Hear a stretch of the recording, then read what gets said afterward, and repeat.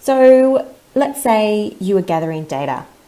So when you're initially starting to get data, and again, remember data can be very many different things, you'll need to first think about what will your data be like?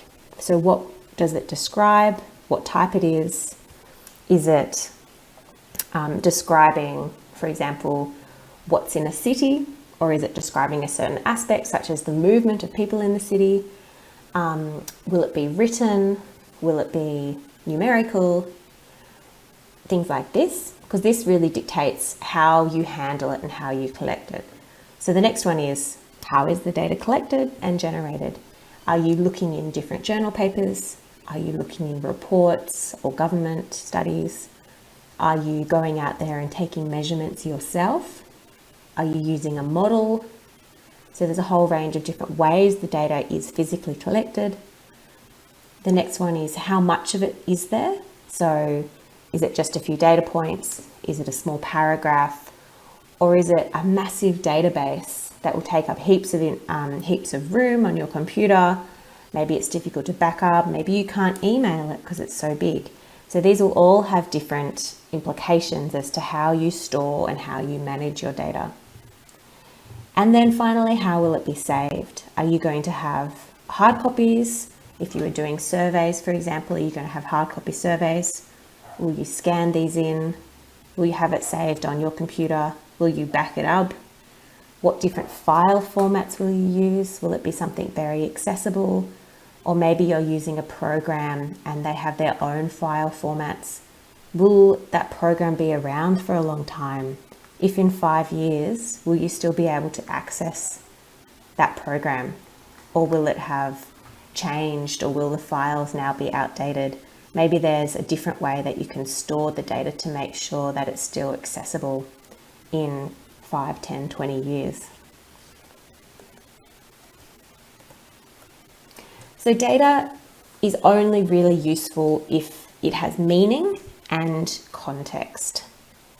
So someone may give you this, an Excel document, it's got all of these different records in it, but you can't tell what the different headings mean. It's using some weird code and they can't remember what it is, and you don't know how it was recorded. So even if this data was horrendously expensive to gather, if you don't have the information relating to it, you don't have its meaning and context, it's a massive waste of money and it's meaningless to anybody else who wants to use it.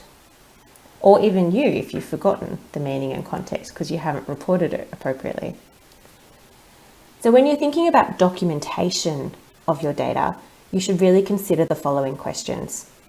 So first of all, what does the dataset contain? So if you're using code or big spreadsheets, what abbreviations were used and what do they mean? You need to make sure that you have this data reported somewhere. How much was collected and what software is needed to read them.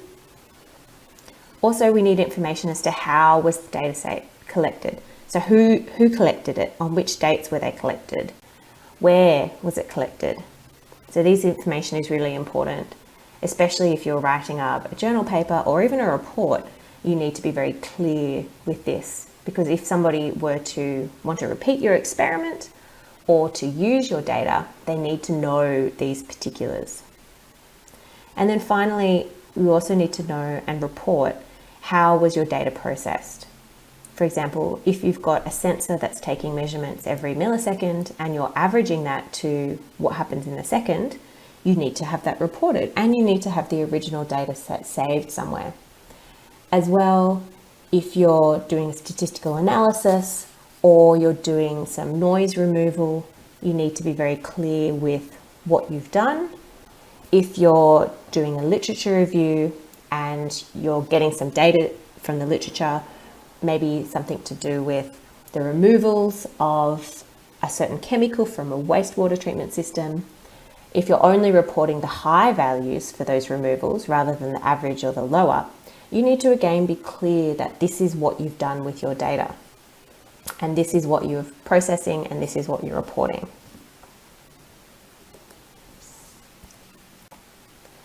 So you've got your data. hopefully you know a lot about it, you know where it's come from and how it was gathered, how it was analysed.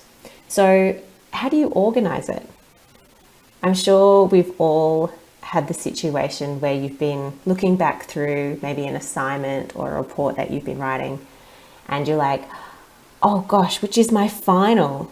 Or you've been sharing it with other people for some comments and they send you back a version, but you've already moved on to the latest version and they've all got different names and you don't know which is the final one, and you all get confused, and then maybe you don't incorporate some of the comments. It happens to us all. So this is why data organization is very important. You need to have different file naming conventions, and you need to plan this in advance. And you also need to have it, so all of the people involved in your project need to follow the same system and they need to acknowledge.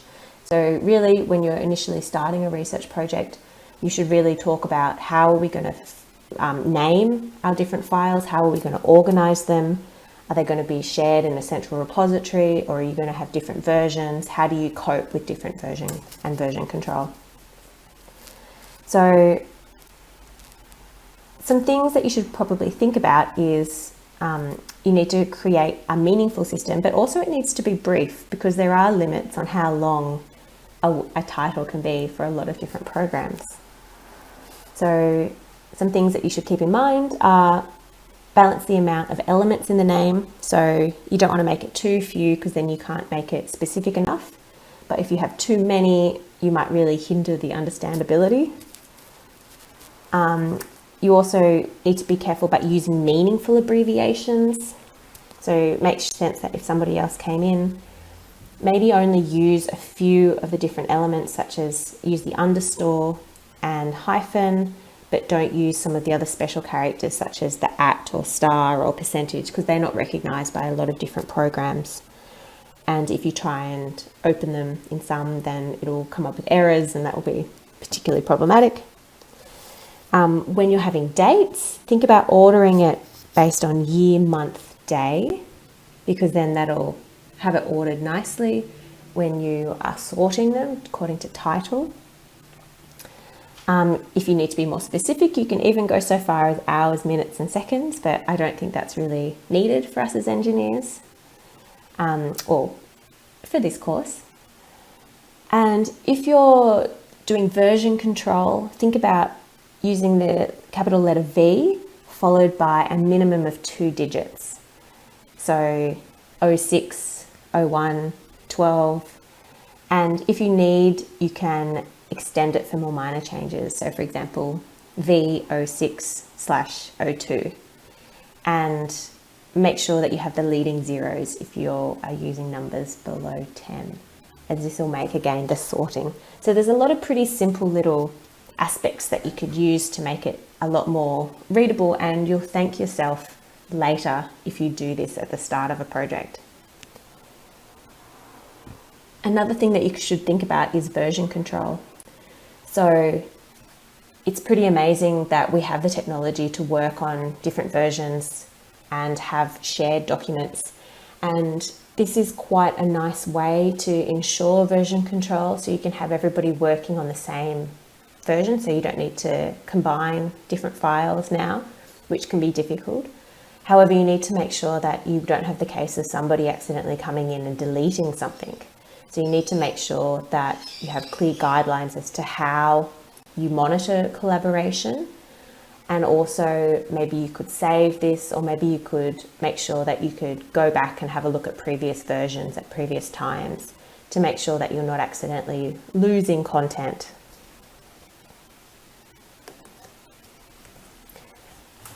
And one more thing when we're talking about data is data visualization. So this is an area that I think is quite interesting.